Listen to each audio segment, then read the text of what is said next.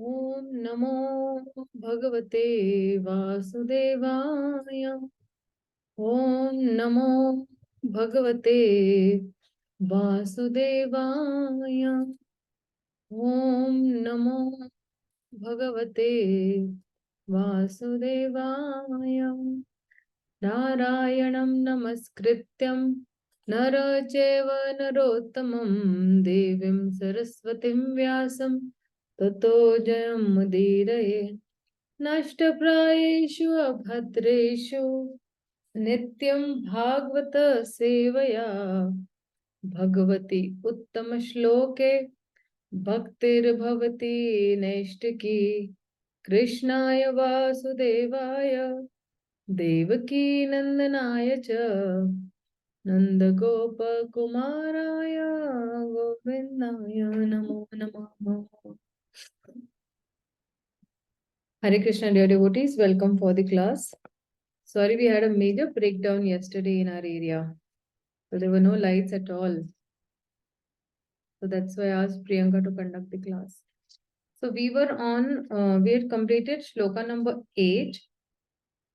And we were supposed to start with shloka number 9 from the 10th chapter, Canto 2.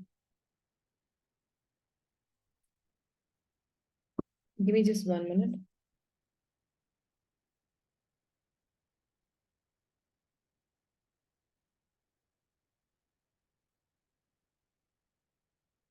Give me just 1 minute more.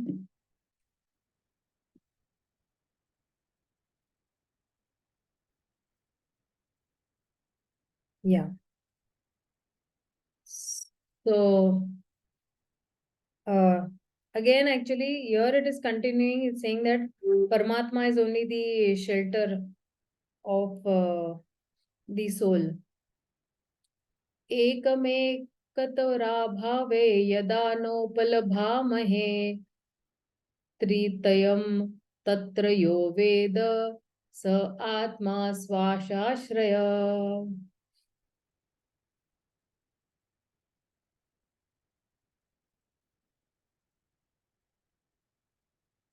Sushil Prabhu, please do the honors of reading the translation and purport both. Hare Krishna. Hare Krishna Prabhu. Translation. All three of the above mentioned stages of different living entities, all the three of the above mentioned stages of different living entities are interdependent. In the absence of one, another is not understood. But the Supreme Being who sees every one of them as the shelter is independent of all, and therefore he is the supreme shelter. Purport. There are innumerable living entities, one dependent on the other in the relationship of the controlled and the controller. But without the medium of perception, no one can know or understand who is the control and who is the controller. For example, the sun controls the power of our vision. We can see sun because the sun has its body, and the sunlight is useful only because we have eyes. Without our having eyes, the sunlight is useless. And without sunlight, the eyes are useless. Thus, they are interdependent and none of them is independent. Therefore, the natural question arises concerning who made them.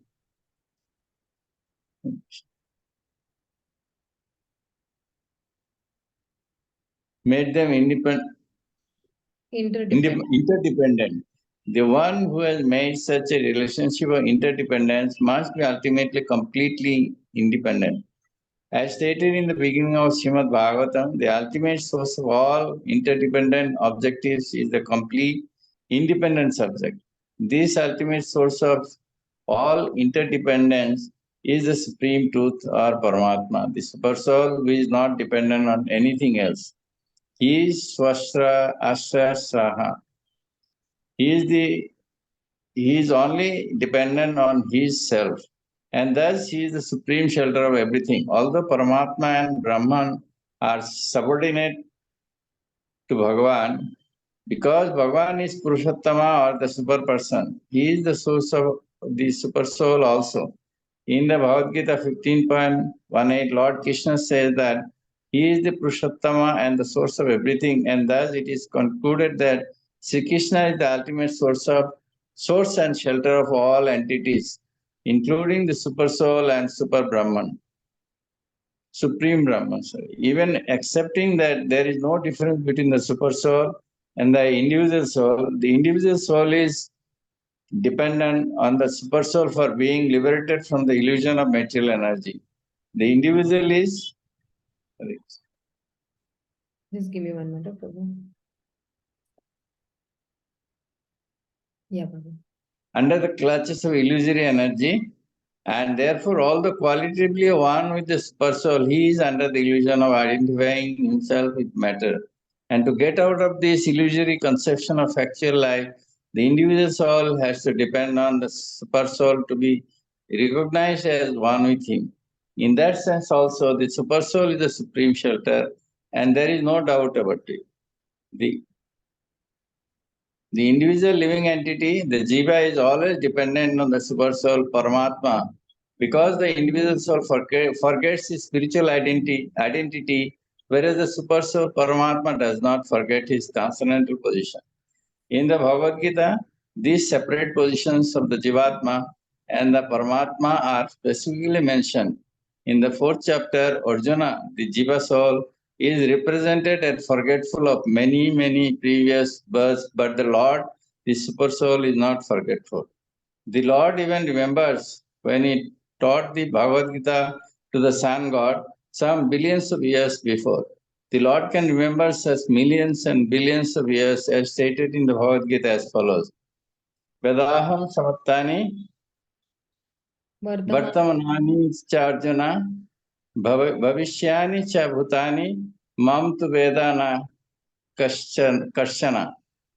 The Lord is his eternal blissful body of knowledge, is fully aware of all that happened in the past, that which is going on at the present, and also what will happen in the future. But in spite of his being the shelter of both the Paramatma and Brahman, persons with poor fund of knowledge are unable to understand him as he is. The propaganda of the identity of cosmic consciousness with the consciousness of the individual living entities is completely misleading, because even such a person or individual soul as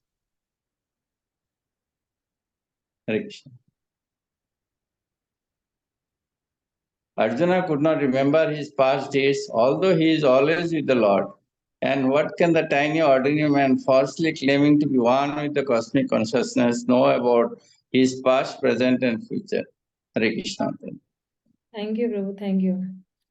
So, after describing these 10 characteristics of the Mahapuranas, the Sarga, Visarga, Sthanam, and all, now Shukdev Goswami begins to explain what he had promised in the previous chapter, the last shloka, that he will explain how the universe became manifested from the universal form, and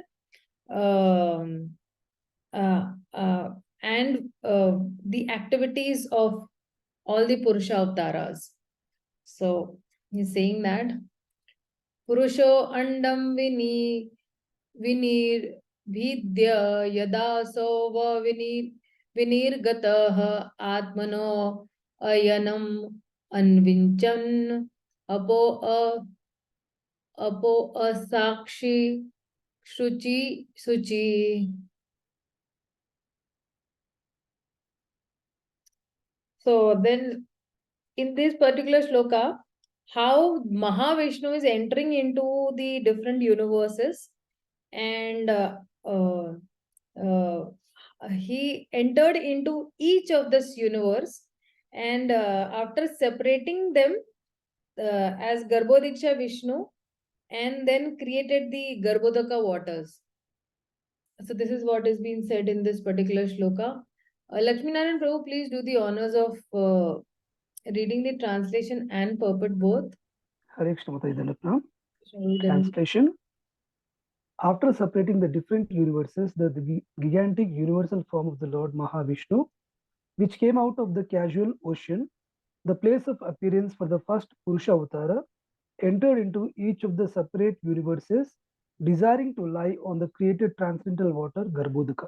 Purport: after analysis of the living entities and the Supreme Lord, Paramatma, the independent source of all the other living beings, Srila Shukadeva Goswami is now presenting the prime necessity for devotional service to the Lord, which is the only occupational business for living entities.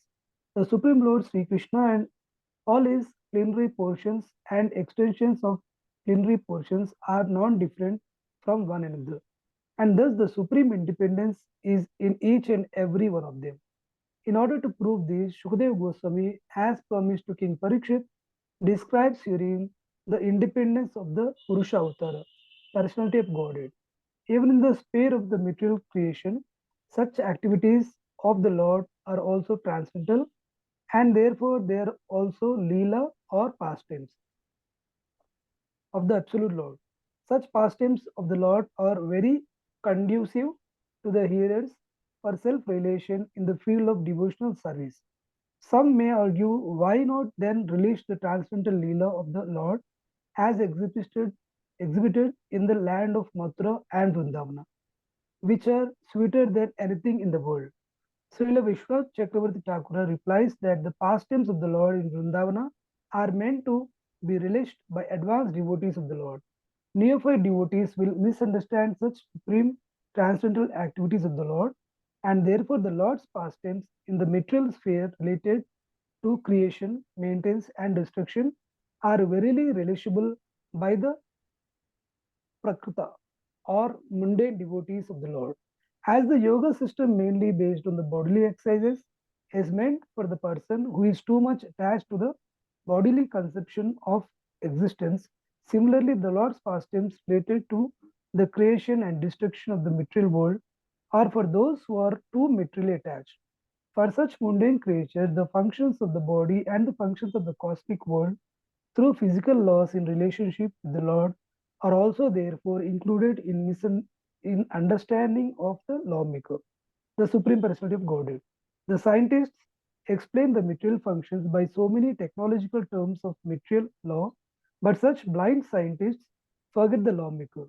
The Śrīmad-Bhāgavatam points out the lawmaker. One should not be amazed by the mechanical arrangement of the complicated engine or dynamo, but one should praise the engineer who creates such a wonderful working machine. That is the difference between the devotee and the non-devotee. Devotees are always full with praising the Lord who directs the physical laws. In the Bhagavad-gītā 9.10, the direction of the Lord upon the material nature is described as follows. Maya dakshena prakriti suyate sacharacharam etu nanena kaunteya jagat vipari vartate. The material nature full of physical laws is one of my different energies. Therefore, it is neither independent nor blind. Because I am transcendentally all-powerful simply by my glancing over material nature, the physical laws of nature work so wonderfully. The actions and reactions of the physical laws work on that account, and thus the material world is created, maintained, and annihilated again and again. Men with a poor fund of knowledge, however, become astonished by studying the physical laws both within the construction of the individual body and within the cosmic manifestation, and foolishly decry the existence of God, taking it for granted that the physical laws are independent without any metaphysical control. The Bhagavad-gītā 9.11 replies to this foolishness in the following words.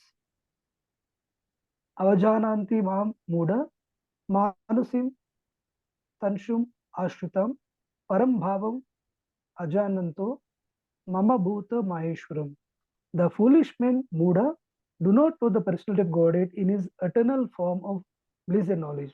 The foolish man thinks of the transcendental body of the Lord as something like his own, and therefore he cannot think of the unlimited controlling power of the Lord, who is not visible in the acting of the physical laws. The Lord is, however, visible to the naked eyes of the people in general when he descends himself by his own personal potency. Lord Krishna incarnated himself as he is and played very wonderful parts of the Lord as as the Lord himself. And the Bhagavad-gītā concerns such wonderful actions and knowledge. Yet foolish men will not accept Lord Krishna as the Supreme Lord. Generally, they consider the infinitesimal. Yeah, and infinite. Yeah. Prabhuji, this is Infinitesimal. And infinite features of the Lord, because they themselves are unable to become either the infinitesimal or the infinite. But one should know that the infinite and infinitesimal sizes of the Lord are not his highest glories. The most wonderful manifestation of the Lord's power is exhibited when the infinite Lord becomes visible to our eyes as one of us. Yet his activities are different from those of the finite beings. Lifting a mountain at the age of 7 years and marrying 16,000 wives in the prime of his youth are some of the examples of his infinite energy. But the Mudas, after seeing them or hearing about them, decry them as legendary and take the Lord as one of them. They cannot understand that the Lord Sri Krishna, although in the form of a human being, by his own potency, is still the Supreme Lord with full potency as the Supreme Controller. When, however, the Mudas give submissive and oral reception to the messages of the Lord, as in the Śrīmad-Bhāgavad-gītā or in the Śrīmad-Bhāgavatam, through the channel of district succession, such Mudas also become devotees of the Lord by the grace of his pure devotees. And for this reason only, either in the Bhagavad-gītā or in the Śrīmad-Bhāgavatam, the pastimes of the Lord in the material world are delineated for the benefit of those men with a poor fund of knowledge. Thank you, Mataji. Hare Krishna. Thank you, Prabhu. So there is a question in the chat box where it says that, Mataji, where is the causal ocean existing? Any particular Vaikuntha Loka? Okay. So I'll just show you this Garbhodaka ocean.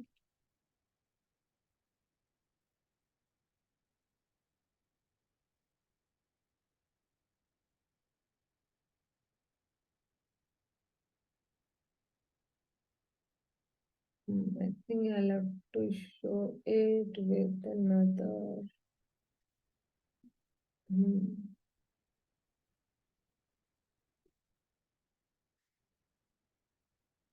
Okay. So now you see over here that this at the bottom of this universe is actually the Garbhodaka ocean over here, right down. Okay. And all these hellish planets, they are lying between the Patala Loka and the Garbhodaka ocean. So that is why we say that Yamraj, he is not a very fictitious or a mythological character. Yamraj also has his own abode. That is Pitraloka, of which actually he is the king. I think I need to increase this font. Just give me 1 minute.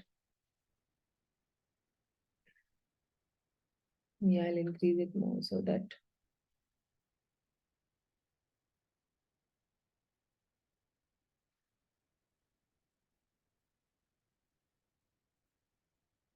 Maybe. Yeah, I think this is perfect. Yeah. So then over here, these are the lower planetary systems. That is Atala, Vitala, Sutala, Talatal, Mahatal, Rasatal, and this is Patal. And under that is, the Garbhodaka ocean. And then you have Bhurloka. So when Hiranyaksha, he had submerged the earth planet, he submerged that earth planet in this Garbhodaka ocean where, Lord Vishnu is lying over here. So this is all waters, okay? Ye sara water hai. And Hiranyaksha took this earth planet and he actually, drowned the earth planet. And that is why Lord had to come in the form of a boar incarnation.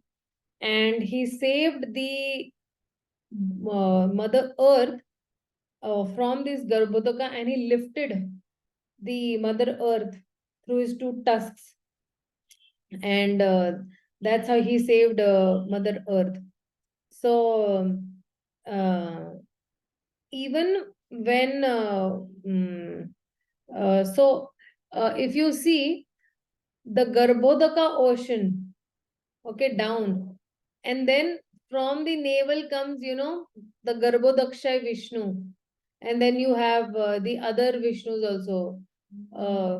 You have Shirodaksha Vishnu and you have Karnodaksha Vishnu. So yeah, this causal ocean is, actually, it's not in the, particular Vaikuntha Loka, it is there over here only. And if you see, these are the layers. Okay, I'll give me 1 minute. I'll just increase the font size and I'll show you all.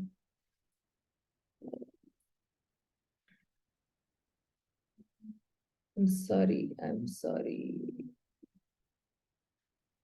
Something I messed up or what? No. So these are the 7 layers: earth, water, fire, air, ether, mind, intelligence, and ego. You'll remember when we had, done this previous chapters, we said that every covering is, 10 times more. Each covering is 10 times the diameter of the previous covering. So, itna mota layer hota hai. So now this earth ka layer is like very thick, and thicker than that is the water layer. Thicker than that, 10 times thicker is the fire layer. Thicker than that is air layer. So imagine the Jivatma when he has to, transcend all these layers, and then he actually goes to either Vaikuntha Loka or Golok Vrindavan. So these layers he has to, cross over. And if some Jivatma is, he does some good activities, he goes to Swargaloka. Okay. And if he does something wrong, then either one of these narkas he will be going, one of these hellish planets he'll be going to. So then, over here, you have the, you have the Swargaloka also, the heavenly planets. Okay. The realm of 33 million demigods and, demons are equally there. Okay. So, Rakshasas and ghosts and all, they are also actually above the, earth planet only. And above the earth planet, you have the Maharlok, Janalok, Tapalok, Satyalok. This is Satyalok is Lord Brahma's personal abode. And then above this also, then you have, the Haridham. That image I'll just show you all. Give me 1 minute.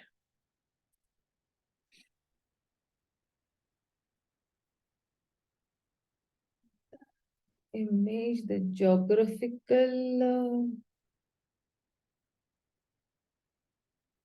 I think it should be here. Okay.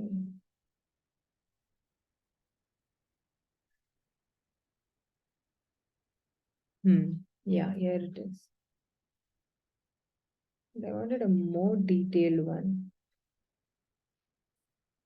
Where, you have Lord Shiva's also Dham is called Haridham.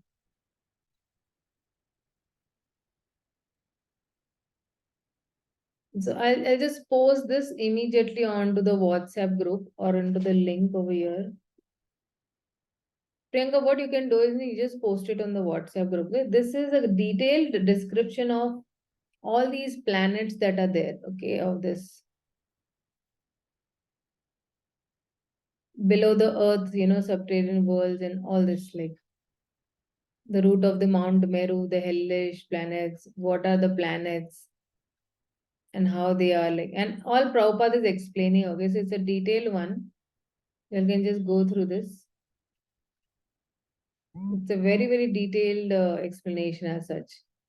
But I wanted something else and I'm not getting that. Oh, somewhere we just missed it, or I don't know what had happened. I don't want to go to this Quora.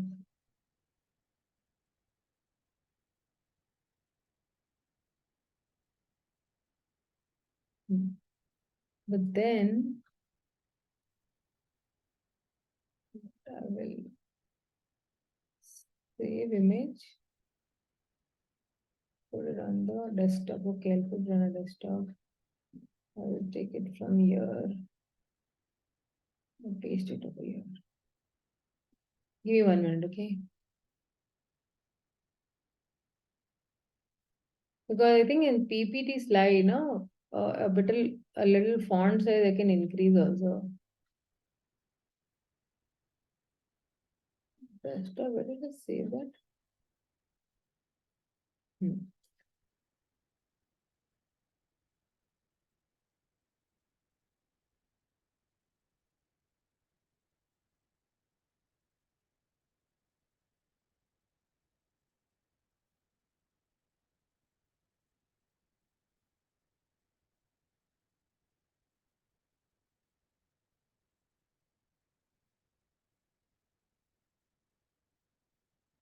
Just give me 1 minute, dear devotees. To understand this is very important. Okay. So now, down over here, you have Lord Ananta Shesha. You see over here down. Okay. You see over here, this is Lord Ananta Shesha. He is holding these planetary systems. Okay. Then you have this Garbhodaka that we saw. Okay. And then, okay.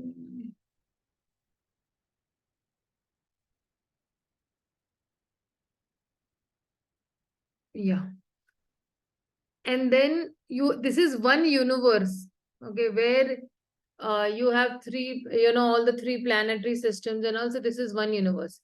Like that, you see there are so many universes over here. Okay, like that. And this is Karana Ocean. So inside the Karana Ocean, you have the Garbhodaka Ocean. Okay. And then above the Karana Ocean, the causal ocean that we call, then you have the Brahma Jyoti. Okay. And then above that, then you have, just give me 1 minute. Okay.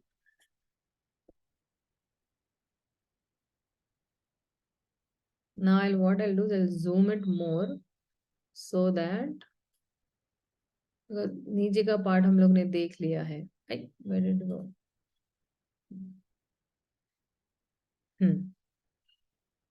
So now above the Brahma Jyoti, then you have the Haridham, that is Lord Shiva's personal abode.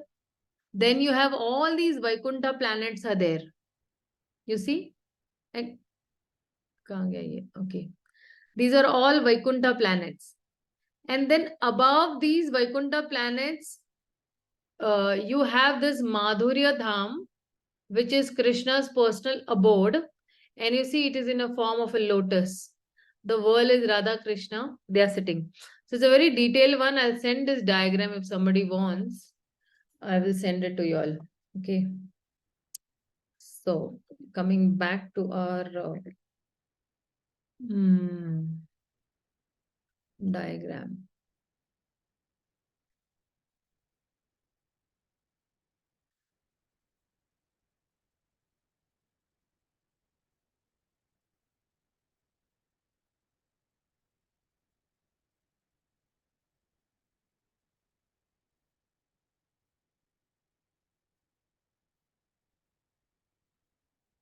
Okay.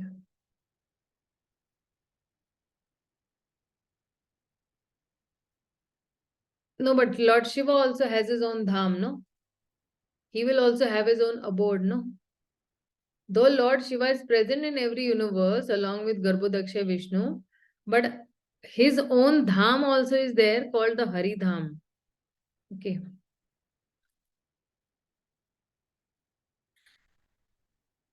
Okay. Then further he says that because Mahavishnu enters into every universe and then he is called Narayan. Why? Because he is dwelling for many, many years on those waters which are also known as Nara, because they are created from himself only. So, tasva avatsit shushtasu sahasram parivastaran tena narayano nama yadapi purushod purushod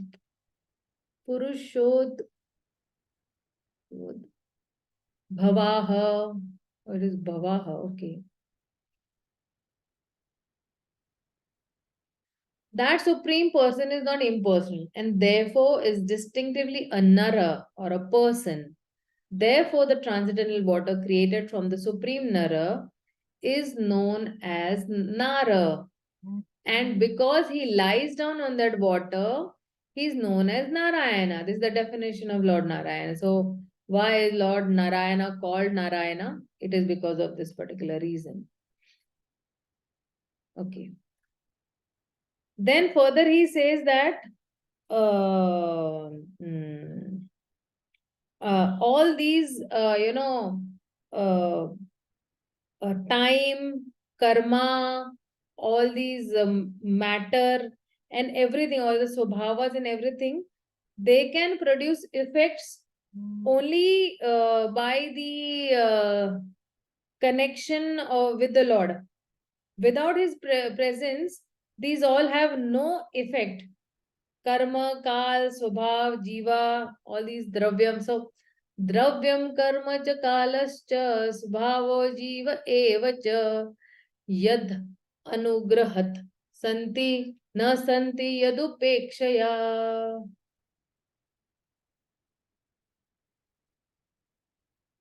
Okay, there is, I think, some. Okay, there's no question. You're saying, okay, fine.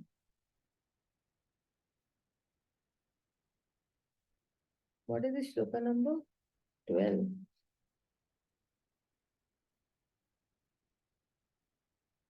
Priya Tulsiani Mataji, please read it. Ji Mataji, Hare Krishna. Mataji. Translation: One should definitely know that all material ingredients, activities, time, and modes, and the living entities who are meant to enjoy them all exist by His mercy only. And as soon as He does not care for them, everything becomes non-existent. Purport: The living entities are the enjoyer of the material ingredients, time, modes, etc. But because they want to lord it over the material nature. The Lord is the supreme enjoyer, and the living entities are meant to assist the Lord in his enjoyment and thus participate in the transcendental enjoyment of everyone. The enjoyer and the enjoyed both participate in enjoyment, but deluded by the illusory energy. The living entities want to become the enjoyer like the Lord, although they are not meant for such enjoyment. The jivas, the living entities, are the mentioned in Bhagavad-gītā as the Lord's superior nature or para prakriti, and so also it is mentioned in the Vishnu Puran. Therefore, the living entities are never the Purushas or the factual enjoyer. As such, the spirit of enjoyment by the living entities in the material world is false. In the spiritual world, the living entities are pure in nature and therefore they are associates in the enjoyment of the Supreme Lord. In the material world, the spirit of enjoyment of the living entities by dint of their own actions, karma, gradually fades by the law of nature, and thus the illusory energy dictates in the ears of the conditioned soul that they should become one with the Lord. This is the last snare of the illusory energy. When the last illusion is also cleared off by the mercy of the Lord, the living entities again become represented by in his original position and thus become actually liberated. For this attainment of liberation from the material clutches, the Lord creates a material world, maintains it for some time, 1,000 years of his measurement, as stated in the previous verse, and then again annihilates it by his will. The living entities are therefore completely dependent on the mercy of the Lord, and all their so-called enjoyments by scientific improvement are cursed into dust when the Lord desires. Hare Krishna. And this is crushed into dust when the Lord desires. Yeah.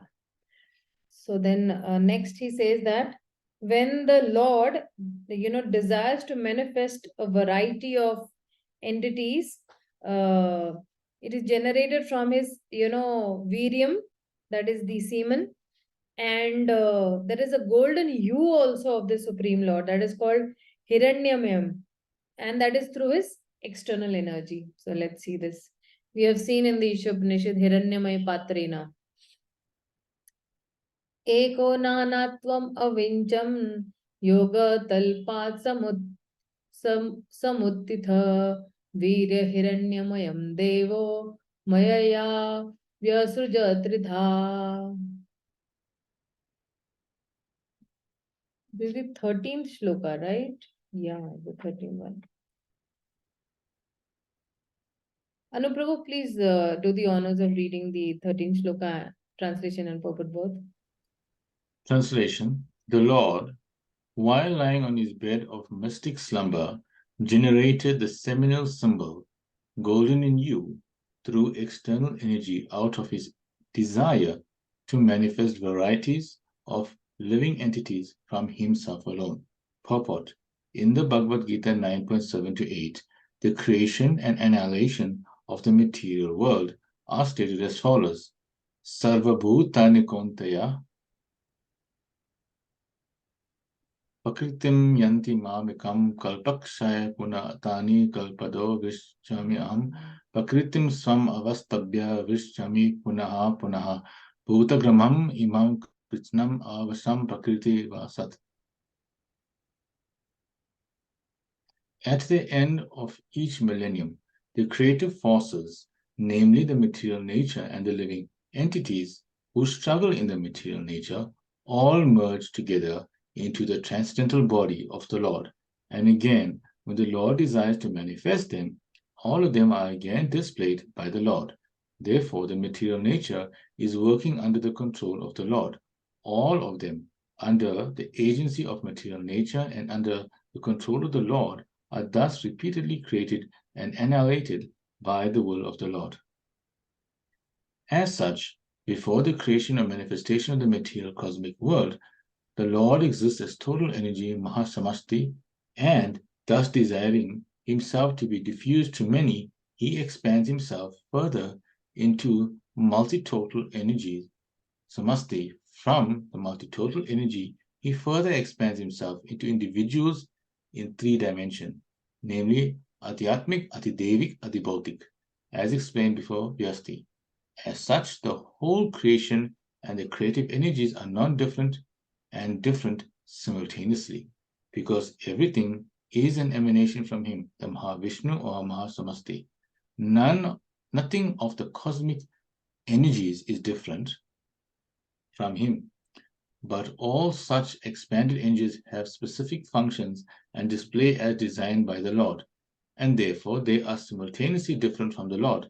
The living entities are also similar energy, marginal potency of the Lord, and thus they are simultaneously one with and different from him. At this stage of non-manifestation, the living energies remain potent in the Lord, and when they are let loose in the cosmic manifestation, they are exhibited differently in terms of different desires under the modes of nature. Such differential manifestations of the living energies are conditional states of the living entities. The liberated living entities, however, in the Sanatan, eternal manifestation, are unconditionally surrendered souls, and therefore they are not subject to the conditions of creation and annihilation. So the creation takes place by the glance of the Lord from his bedstead of mystic slumber. And thus all the universes and the Lord of the universe, Brahma, are again and again manifested and annihilated. Thank you, Master. Yeah, thank you, Prabhu. Thank you so much.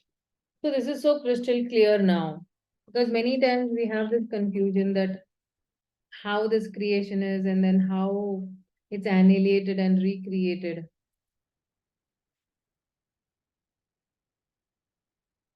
So in this 14th shloka, then he says that the Lord's potencies are divided into 3. It is divided into Adi Devik, Adi Devik, Adi Adhyatmik, and Adi Bhutam. Okay, so Adi Devam Adhadhyatam Adi Bhutam iti Prabhu Athaika Purusham Viryam Tridha Tridhabhidyatah Tachrunu. Just hear from me how the potency of his lordship divides 1 into 3. Call the controlling entities, the controlled entities and the material bodies in the manner mentioned above. So if you see, Adi Daivam means the controlling entities. Adhyatma means the controlled entities. So there is Adi Daivam also. Somebody is controlling, somebody is being controlled. And then Adi Bhutam also. The material bodies also are there. Okay, so how is he controlling? So then he says that, so this he will say in the subsequent verses. So he says that from the ether within that particular body of this material universe, then there is Ojas, Sahas, Balam, and from that is arising the life air called the Sutra. Anta Sharira Akashat Purushasya Vicheshtita Ojasaho Balam Jagne Tatah Prano Mahanasu. From the sky situated within the transcendental body of the manifesting Mahavishnu, sense energy,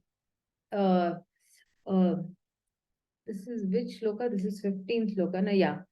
So he's saying that the sense energy, the Oja, then the mental force, that is Saha, then that is the bodily strength, that is Bala, and that is all are generated, as well as the sum total also of the fountainhead of the total living force, the Mahan Asuhu, the fountainhead of everyone's life, that he's also been created. Okay. Then he's saying that because this sutra, no, where it says that it is sutra over here, somebody might just think that what is the sutra?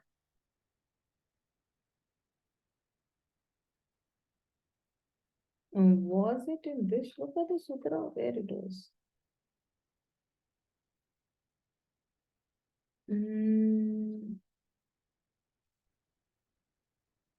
No, I think it's in the next one. Okay, fine.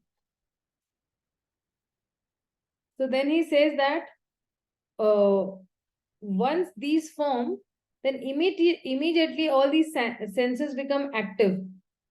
And following after the action, then they become inactive and active and inactive, just as, you know, the servants follow the master or the king. Anuprananti ya prana pranantam sarvajantushu apanantam pananti naradeva vivaguna.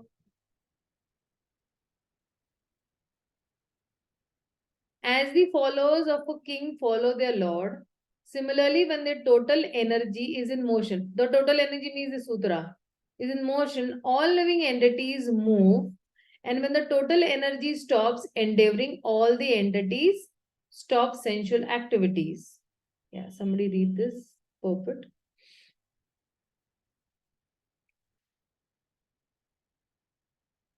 Vrinda, please read this purport, beta. 16. Purport, the individual living entities are completely dependent on the total energy of the Supreme Purusha. No one has independent existence, just as no electric lamp has an independent effulgence. Each and every electrical instrument depends fully on the total powerhouse. The total powerhouse depends on the reservoir of water for generating electricity. Water depends on the clouds. The clouds depend on the sun. The sun depends on the creation. And the creation depends on the movement of the Supreme Personality of Godhead. Thus, the Supreme Personality of Godhead is the cause of all causes. Hare Krishna. Thank you so much. So, now in this 17th shloka, what he will say is that the whole creation procedure will be given again. What we had seen in, you'll remember, we saw that Karan Shakti and everything in the second chapter. Was it a second chapter or was it which chapter? First canto? No. I think we saw that in which chapter, I just forget.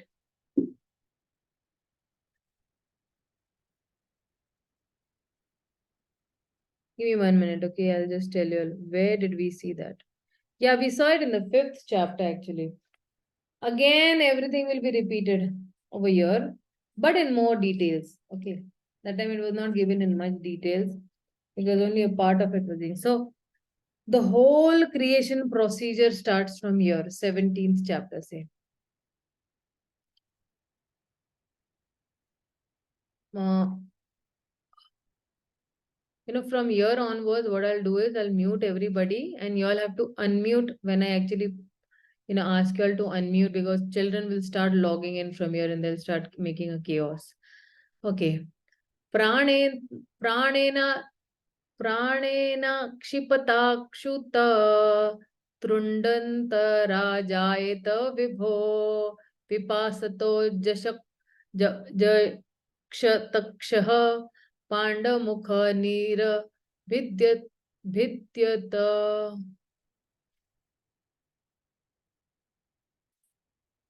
Shyam Sundari Mataji, I am unmuting you. Please unmute yourself and just read the translation and purport both, Mataji. Hare Krishna, Mataji. Krishna.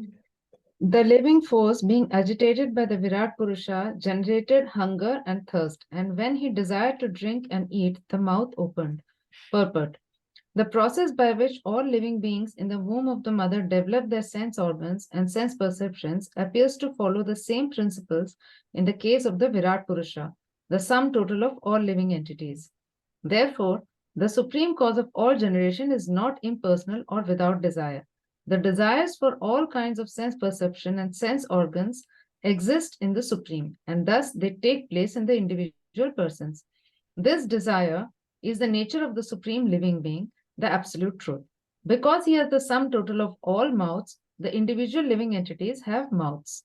Similarly, with all other senses and sense organs, here the mouth is the symbolic representation of all sense organs, for the same principles apply to the others also. Thank you, Mataji. Hare Krishna. So see, when the Lord desires to eat, speak, and hear, all these sense organs, the Adi Bhuta, they are generated. And then from this only, gross sense organs, then the subtle sense organs are also there. Then you have the subtle sense organs that are Adhyatma and the sense Devta also, the Adi Daiva. And from them, from the Adi Bhuta, then you have these Tanmatras also, the bodily activities also. So, when the Lord desires to understand himself through the Vedic sound, then the gross sense called the ears, is born. Or when he desires to understand himself through the Vedic sound, then the subtle sense organ, the stotra, are there. And when he wants to understand himself through the Vedic sound, then the sense devta, the dig devtas are also there. So the sense objects plus the gross elements is the sound plus the ether. And that's how this actually works in that way. If he wants to consume or he wants to even speak, then the mouth or the voice or the vag or even the sense devta Agni, because and then finally you have the sense object as the speech, and that's why you are able to speak. And that is why when we say in the Bhagavad-gītā, any ability in the man. I am the ability in the man.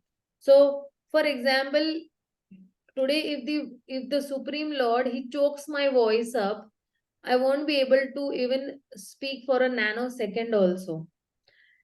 So that ability we should appreciate, that the speaking ability or the seeing ability or the hearing ability, that all the source is actually the Supreme Lord itself. And that is why we thank the Lord on a daily basis. Thank you, Krishna, for keeping me in one piece where I really don't. Otherwise, you see, there are so many blind people in the world. There are so many deaf and dumb people in the world. So they are suffering. Imagine you cannot hear anything. You cannot hear sound. You cannot speak anything. You cannot see anything. So when we read this Bhagavatam, we will have a lot of gratitude for Krishna, that Krishna, you're so merciful, that what is my fortune that I'm sitting and reading your glories over here. Others, imagine I'm a blind person. What will I be able to read? What will I be able to even, even see the form of the Lord? Or, without seeing, what can I imagine also the form of the Lord? So, like this actually, when reading Bhagavatam will bring us so much of gratitude for the Supreme Lord, gratitude for Srila Prabhupada, gratitude for so many other things that are there around us.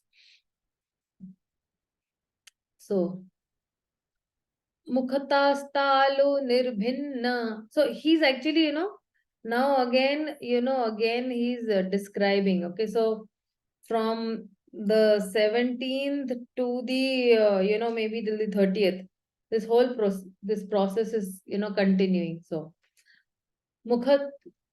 Mukhattastalu nirbhinna jivha tatropajayate tato nanaraso jagne jivhaya yo adhigamyate.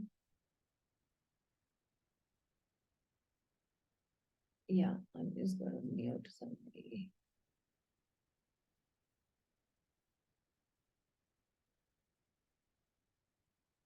Vaishnavi Gosavi, I'm unmuting you. Please read this translation and purport both. Vaishnavi Gosavi. Yes, Mataji. Read. From the mouth, the palate became manifested, and thereupon the tongue was also generated. After this, all the different tests came into existence so that the tongue can relish them. Purport. This gradual process of evolution suggests the explanation of the controlling deities Adhidaiva, because Varuna is the controlling deity of all relishable juices. Therefore, the mouth becomes the resting place for the tongue, which tastes all the different juices of which the controlling deity is Varuna. This suggests, therefore, that Varuna was also generated along with the development of the tongue. The tongue and the palate, being instrumental, are adhibhutam or forms of matter, but the functioning deity, who is a living entity, is adhidaiva, whereas the person undergoing the function is adhyatma. Thus, the three categories are also explained as to their birth after the opening of the mouth of the Virata Purusha. The four principles mentioned in this verse serve to explain the three main principles, namely the Adhyatma, Adhidaiva, and Adhibhutam, as explained before. Yeah, thank you, Vaishnavi. Thank you so much. Okay.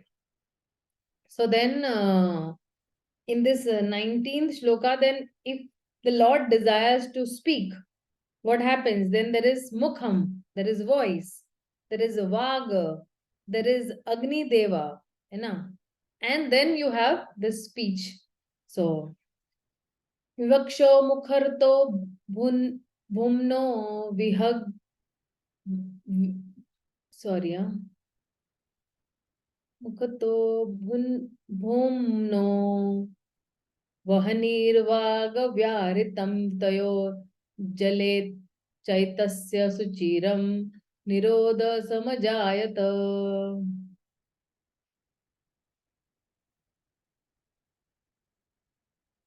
Nakul bro, I'm unmuting you. Please read the translation and purport both.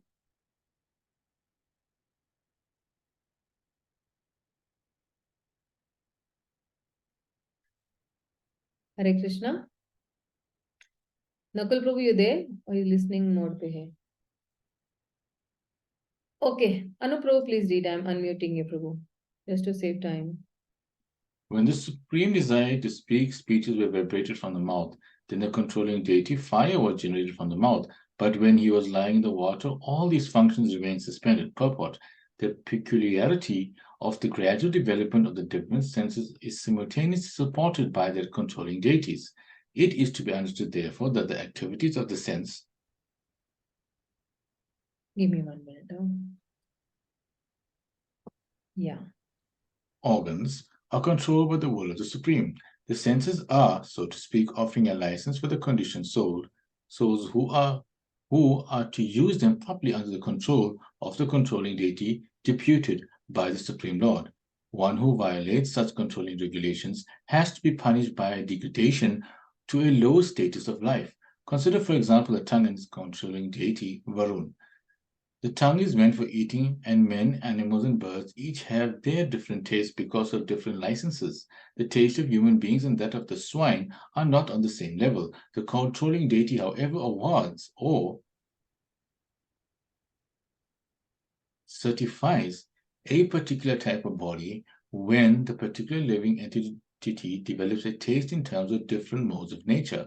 If the human being develops taste without discrimination, as does the swine, then the controlling deity is certainly certified for the next term to award him the body of a swine. The swine accepts any kind of foodstuffs, including stools, and a human being who has developed such indiscriminate taste must be prepared for a degraded life in the next life. Such a life is also God's grace, because the conditioned soul desired a body like that for perfectly tasting a particular type of foodstuff. If a man gets the body of a swine, it must be considered the grace of the Lord, because the Lord awards the facility. After death, the next body is offered by superior control, not blindly. A human being, therefore, must be on his guard as to what sort of body he is going to have in the next life. An irresponsible life of indiscrimination is risky, and that is the declaration of all scriptures. Thank you, Mataji. Thank you, Prabhu. Thank you. So then, further he says that if he wants to smell, then, the gross sense nose is there, or grana, and the Dig Devatas or the sense Devatas are Ashwini Kumara, and then you have the smell, and that's how it's come. So, Nasike Nirbhidyate Vidyetam Dhoduyati Nabhasvati Tatra Vayur Gandhavaho Grono Nasi Jigrukshataha. Thereafter, when the Supreme Purusha desires to smell odors, the nostrils and respiration were generated. The nasal instrument and odors come into existence, and the controlling deity of air carrying smell also became manifested. The nasal instrument, odor, and the controlling deity of air, smelling, etc., all became manifested simultaneously. When the Lord desired to smell, the Vedic mantras confirm this statement in the Upanishads statement that everything is first desired by the Supreme before the subordinate living entity can act upon it. The living entity can see only when the Lord sees. The living entity can smell when the Lord smells, and so on. The idea is that the living entity cannot do anything independently. He can simply think of doing something independently, but he cannot act independently. This independence in thinking is there by the grace of the Lord. But the thinking can be given shape by the grace of the Lord. And therefore, the common saying is that man proposes and God disposes. The whole explanation is on the subject of the absolute dependence of the living entities and the absolute independence of the Supreme Lord. Less intelligent persons claiming to be on an equal level with God must first prove themselves to be absolute and independent, and then they must substantiate their claim to being one with the Lord. So see, even in the first shloka of the Bhagavatam, Janmadi yasya yata anvayad itarastha charthe ch abhigya swarat tene brahma ridadi kavaye muyanti yat suryah. So when this Janmadi yasya shloka is being spoken, over there, this very word comes that he is abhigya and he is swarat also. So what does the word abhigya mean? Abhigya means he is fully cognizant, and swarat means that he is fully independent. And that is why satyam param dhimahi. So when you say param means absolute, and that is why if somebody wants to prove that I am God, then he has to prove that he is param and he is swarat also. He is supremely independent also. So that is the first criteria at a person is saying that he has to be, param also, and he has to be independent also. So dear devotees, we will halt over here. I think we actually covered up very much good shlokas from 9 to 20. We covered almost, you can say, 11, 12 shlokas. As such, tomorrow we'll try to complete, because this particular chapter has somewhere around 51. So let's see how much we can cover. And I have something good for everybody, even in the announcement with the third canto. We'll be moving to the third canto. This third canto is another wonderful canto where, the third canto is actually, is going to actually help us to appreciate more about the Lord's qualities, more about his dealing with his devotees.